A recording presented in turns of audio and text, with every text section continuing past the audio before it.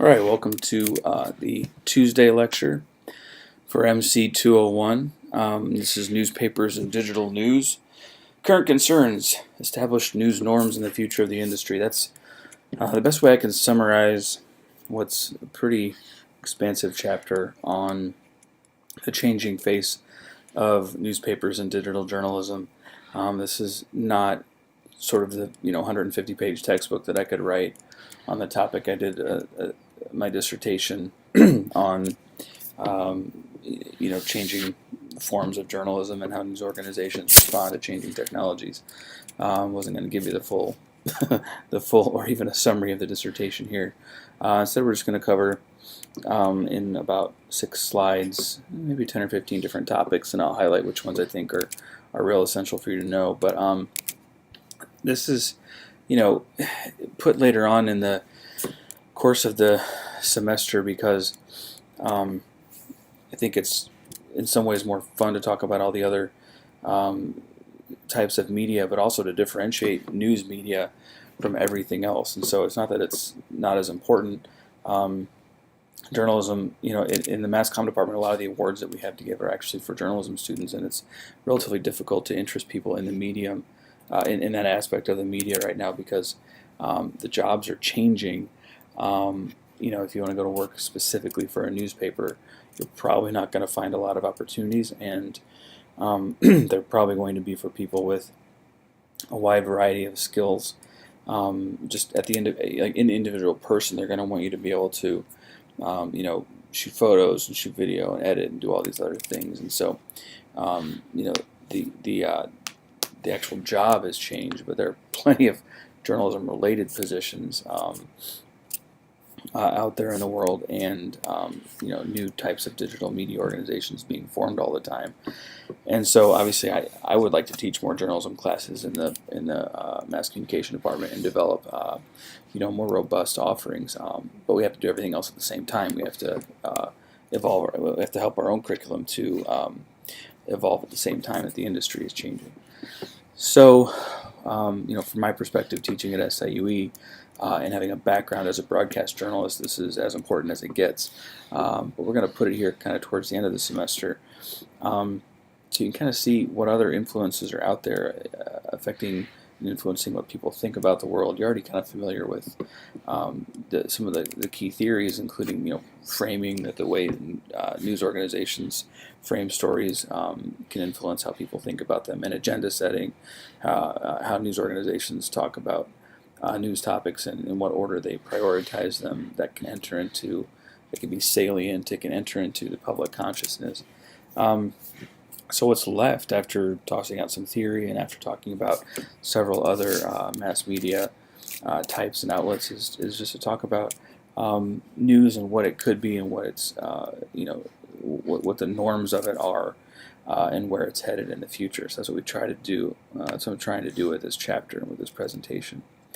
So let's talk about the newspaper death watch. I start with that just to basically lay it all out on the line and say, the newspaper industry is changing. If you plan on getting a job strictly in newspapers, you got to plan on a lot of changes coming to the industry, and almost nobody gets to, at least at the entry level or mid level of their career, just report and write in text or in print. Most people are shooting some video, or working in social media engagement, or working in data visualization or analytics, or at the very least shooting photographs along with their reports, and publishing to social media their own updates several times a day as they report on stories. So this isn't to say you don't need to be a good writer. It's just to say that that's not the only thing people do anymore, especially in entry-level jobs and even kind of second or third tier jobs in the industry.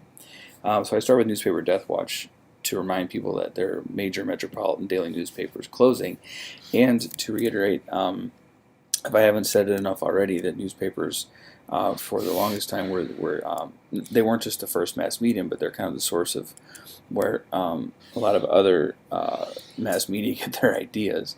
That's how we know about the world. But also, you couldn't have national TV news or local TV news without the work that newspapers do or have done.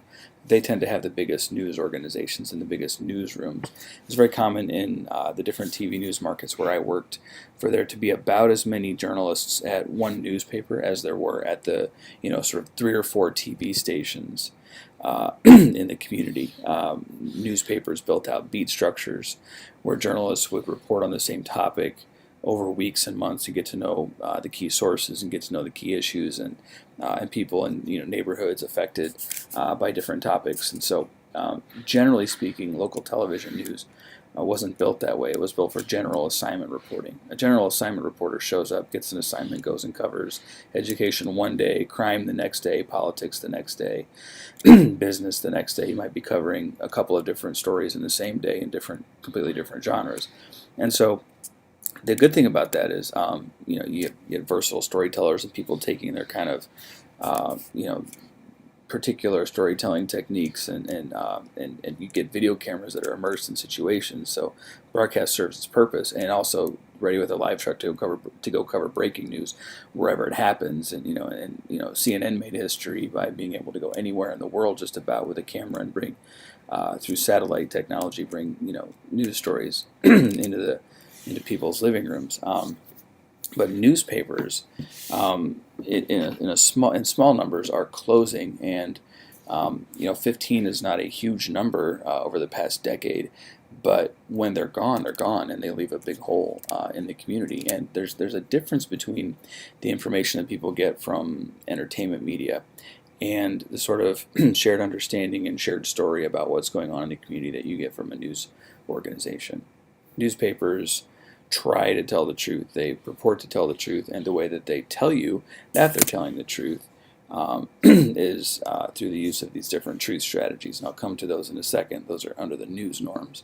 But the Death Watch thing, I use that to introduce the concept of the Metropolitan Daily Newspaper, which just means this is a newspaper that publishes every day in a city of some size, and probably one of the top. For it to be considered a major metro daily newspaper, it needs to be in one of the top 250 or 300 cities in the country, or kind of collections of cities. Sometimes you'll see, 3 or 4 different cities that are covered by, sort of a regional newspaper, and that would still count as a major metropolitan daily newspaper. But I love to quiz people over the Metro Daily Newspaper because, whatever comes along with newspapers or after newspapers will probably still cover a market, and this is what has been established in sort of 125 years of newspaper publishing. Is basically one newspaper covering a city or a metropolitan area. In some places there are 2 newspapers, and that competition is really good for the industry, but the advertising revenue, the subscription revenue, doesn't usually support 2 newspapers in a single community anymore. So you're going to need to know what a metropolitan daily newspaper is, that it serves a city, and that it's a main source of information that is verified, and that where the people reporting it try to make it as true as they possibly can and demonstrate to the readers that it's true. So how do they do that? Let's talk about news norms. Objectivity and transparency, those 2 are truth strategies. And so from the sense of norms, they're trying to convey to people that this is true because we're being objective about the information. We're not injecting bias into the news. There's a difference between the editorial page in a newspaper where they do kind of offer opinions and offer like judgment calls that based on being informed about the community and being from the community. The editorial staff will write some thing about what the city government should do, or the county government, or whatever. They can complain about the president all they want, in editorial pages. That does not necessarily influence the journalism over in the news pages. And people are going to say, yeah, well, if you read enough news, you can see different newspapers have different slants on the news, and that's true. But generally speaking, the bias is meant to be kept out of the general reporting, and you're going to see different takes on the news on the business page as you are on the front page and the sort of politics pages on the Metro section or inside section of the newspaper. So from section to section and from reporter to reporter, there might be different biases. Generally speaking, newspapers try to maintain as much objectivity as they can in order to demonstrate to people that they're telling the truth. And usually the way it's played out is they bring as many stakeholders in as sources into stories as they can, or at least they're supposed to be doing that. And they try to withhold judgment when they're receiving information, so that while they're gathering and telling stories, they can let the reader be the judge. Nobody's perfectly objective, and nobody actually thinks that they're 100% purely objective. It's something that you try to be in presenting information. And you know, it's done. Some people do it better than others, but when a news organization is striving to be objective, they're and they're able to demonstrate that that's an effort, it's often considered more trustworthy than if they're bringing biases and letting their biases just overload everything they cover and everything they decide to cover. All right, transparency is sort of related to objectivity, but it's how the news is covered and sharing with readers and viewers how you're doing the news. Where does your information come from? So if there's an epistemology, like how do you know this to be true, right? In philosophy, it gets very high-minded, but in journalism, the epistemology is, I believe this to be true because I talk to these people, and here's what they know, and here's their background, and are they living it in their day-to-day lives? Are they some sort of expert who's supposed to know about this sort of thing? Are they an official who's in charge of fixing the thing or making sure problems never happen in the first place? Transparency is like opening up the process of how news is covered and letting people know where journalists get their information so that they can better judge you know, if they believe it or how much of it to believe, or if the priorities or you know, emphases on different bits of information are appropriate. So other news norms include that journalism should serve democracy, should give people the information they need to vote and also to act as citizens. An important point here is that journalists help people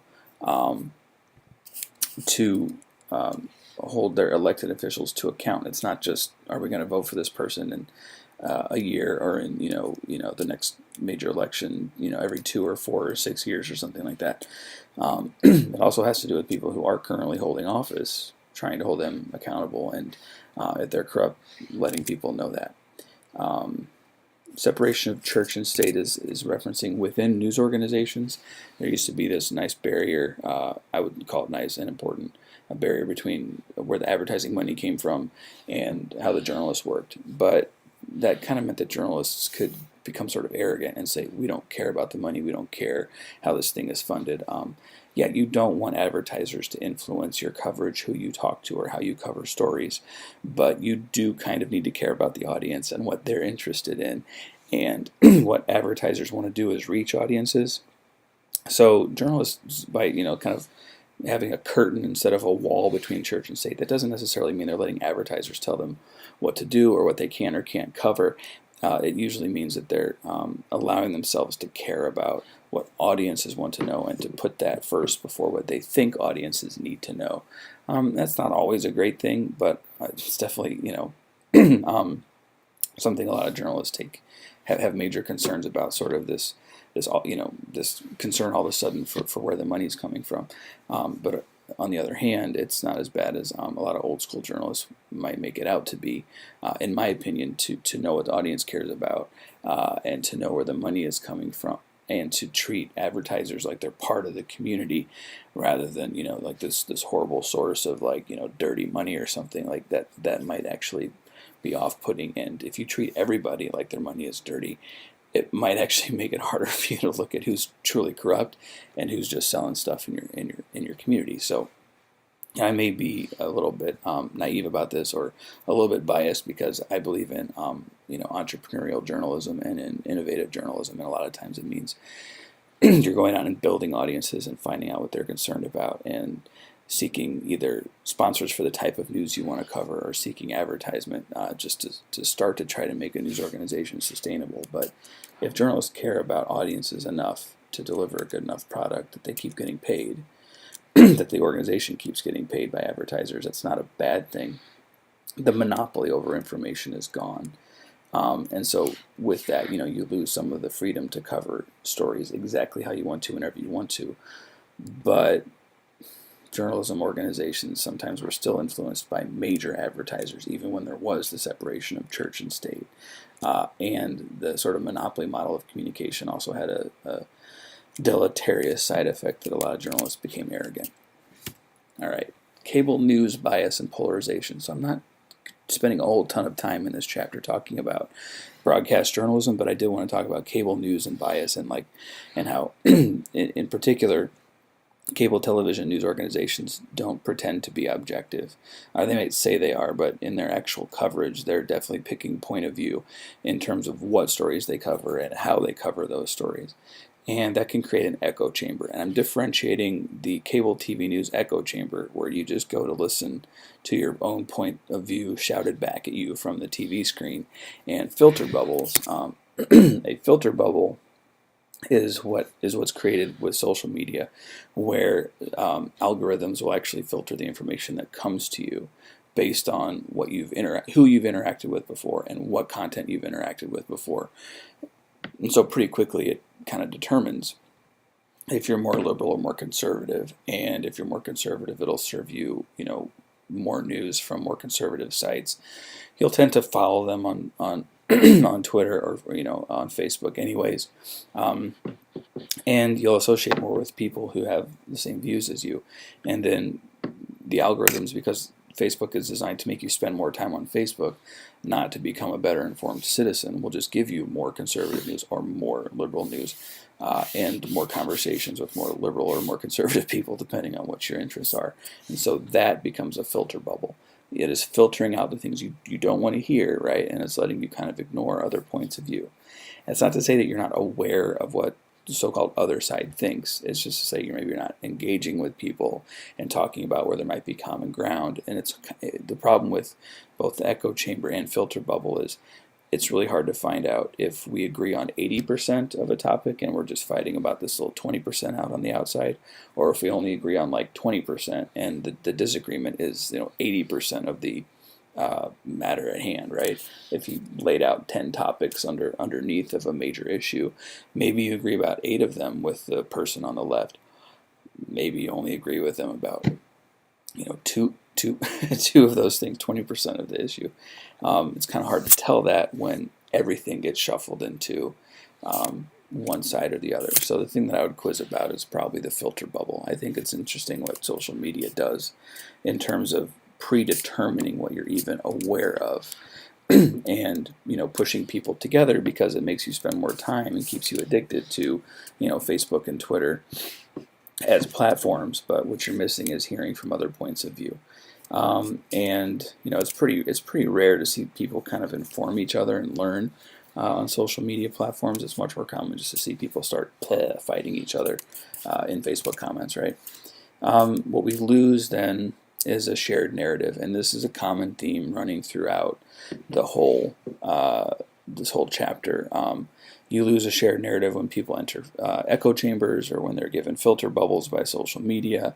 But it's also what's lost just when you lose newspapers. And newspapers have a hard time because it's really difficult to serve people one-size-fits-all information products when they can pick and choose from a million different options.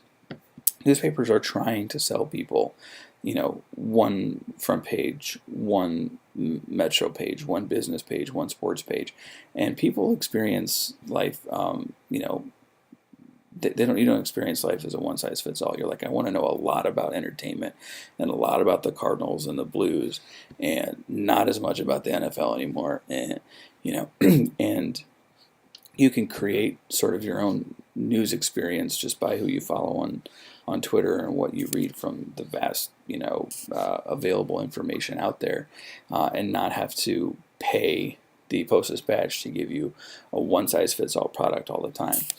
And so news organizations are having to figure out, well, where is the mass audience in this age of demassification, and how do we serve them? And so that's creating what I'm calling this two-headed monster, which is news organizations will chase social media and chase breaking news and chase search engine optimization, topics that are good with search engine optimization to build the biggest audiences.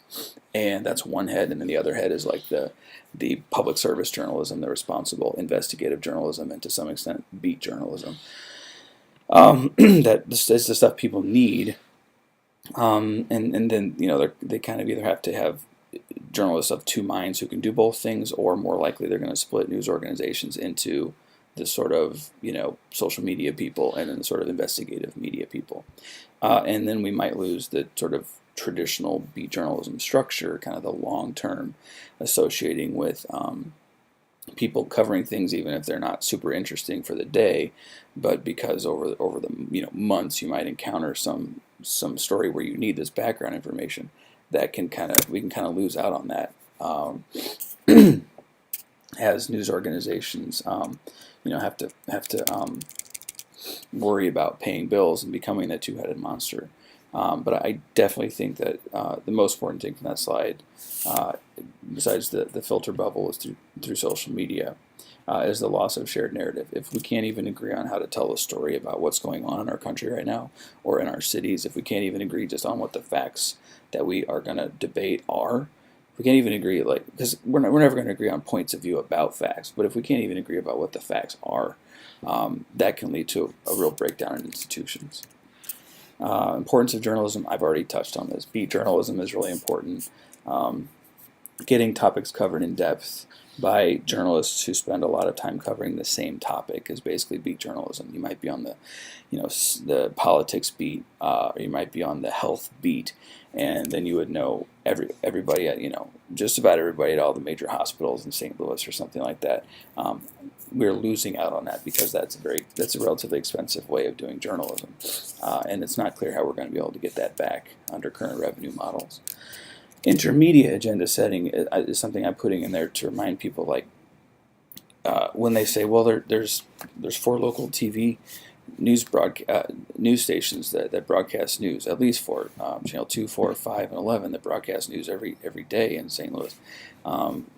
If newspapers lose revenue if they shut down or if they cut back on coverage, what's the big deal? We've got local TV. Well, as a former broadcast journalist, I can tell you generally this might not be true in all kinds of major newsrooms, and with depending on the individual reporter, that might not always be true, but generally there's intermediate agenda setting where newspapers do the bulk of the reporting, and then television stations follow through on stories about key issues only when something big breaks. They let the newspapers do the beat reporting, and when something big pops out, then they go cover it. Otherwise, the bread and butter of local television news is breaking news, information that comes from police and fire departments and government officials and other people who put out press releases, and sort of planned news events. Press conferences, news conferences, right? So there's the scanner, and then there's press releases, news releases, and because of the time limitations, there's never nearly as much news in a television broadcast as there is in a newspaper. There's just not as much to cover. That's another reason why television news organizations don't have the staffs that newspapers do. Newspapers are trying to tell this big comprehensive story about about the whole community, comprehensive about the whole community's news every single day, and television or news organizations generally pick the top 5 stories or top 10 stories because they're only trying to fill a half hour at a time, right? So intermediate agenda setting means that newspapers set the agenda for television news in the local market and in the national market. The major television news broadcasters, NBC, CBS, ABC, and to a lesser extent Fox, MSNBC, and CNN, they get a lot of their news from Washington Post, New York Times, Wall Street Journal, and LA Times, and Miami Herald, and Columbia, and Chicago Tribune, and stuff like that. And so that, again, just because there are the resources of reporters in newspapers, right? And so if we don't have intermediate agenda setting if major metro daily newspapers continue to falter, you're going to see these holes in coverage in other media as well. All right. There's where I put it's important to hold elected officials accountable, but I discussed that already in a previous slide. That's just one of the roles of journalism, right? The future of digital news is probably in tracking analytics, and it's part of the two-headed monster idea. But you have news organizations tracking how many people every story reaches and how much engagement there is. It's not just a strict reading of numbers. There's also interactions, and did they share this information? Advertisers want to know exactly who they're reaching and exactly how long they're reaching them for, and analytics helps news organizations track that. But again, the downside or the threat is that it's going to lead to sensationalism. You don't want to turn every local newspaper or every Metro Daily newspaper into BuzzFeed. We don't need a million BuzzFeeds running around.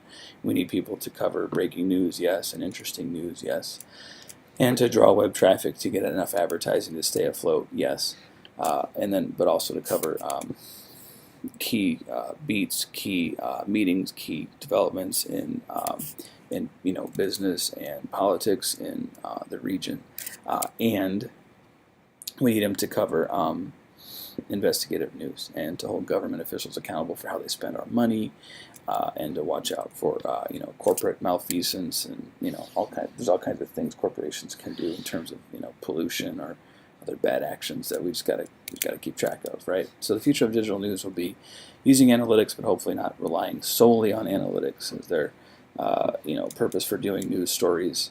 The threat of sensationalism I already talked about, and also finding a way of establishing a new public record in the network society. Print on paper is a good backup, but we also need more reliable, long-standing, easily searched digital archives, and we don't really have a great way of establishing this sort of marriage of a digital archive or sort of like a wiki for information for communities that also carries with it the sort of first draft of history that newspapers offered. If you go to a newspaper, they will have what's called a morgue, and they'll have their back issues going back to forever, as long as they can keep paper records, and they'll also digitize it and put it on film, and then digitize it and put it on the web. And we don't have really an agreed upon standard for how news organizations are going to hold on to their record, but in many cases they're legally required to provide a public record. That's a service that they provide for governments. If there's some contract, like when we bought our house, there had to be there was some public record of we purchased this house at this address and we're the owners of it now. And just if you think about all the legal declarations that are made in newspapers, you can see that the public record is an important thing to hold. But it's also important just in outside of sort of esoteric legal concerns, just to have a shared understanding of what's going on in the community and what happened before, so we can learn from previous mistakes and previous successes is really important. And so that's something that we're also working on, is creating a better digital public record for people to refer back to that works better than paper did. But that's as reliable and that has better longevity, or at least the same longevity where you can trust it to last a few hundred years. That's really it for this presentation. If I had to look at keys, as I kind of anticipate working on a quiz, that knowing what a metropolitan daily newspaper is important. If I don't take notes of this, I'll forget, because it's 2 o'clock in the morning. It's 2:30 in the morning. Yes, I wrote it in white. I know, that's stupid. Knowing what a metropolitan daily newspaper is, knowing what transparency as truth strategy is, following filter bubbles come from. That filter bubbles come from social media outlets is important to me. And let's see, news organizations holding elected officials accountable. It's not just getting people elected or not. It's holding them accountable once they're already in office. That's important. And that the future includes covering the popularity of news stories and tracking their analytics without falling into sensationalism. I think that's another major key. So analytics without sensationalism is another thing that I think we're going to have to work on. So I'm going to format this thing in a way that I don't know if I'm ever going to actually, no, don't do that to me. I probably won't push this thing out there as a file or anything, but you can watch me make my own little reminder sheet while we wrap up the lecture. I hope this was informative. Is that 5 things? Yes. Are they all looking good? No, but I don't care. Filter bubbles on social media especially. That's pretty much it. Alright, cool. So we have a pretty good idea of the notes that you should have, and I hope this has been informative. I'm going to try to slam up the stuff for January 3rd and get the test built and put up there too, so that I can take a couple days of prep, because Monday, after you guys take your final, Monday already is the start of regular classes, and I got to prep for that too. So watch for stuff for January 3rd to come up as soon as I can possibly get it up there. I'll make those quizzes available running through tonight, January 2nd at midnight, and then January 3rd at midnight. And then the review sheet will be posted as soon as I can humanly get it put up there. And the exam will be open from, first thing in the morning, whatever, I can make it available from, right after midnight on Friday the 5th until the end of the day on Friday the 5th. It is worth half your grade, so start studying. Hope this has been informative. Thanks a lot. Catch you guys in the next lecture.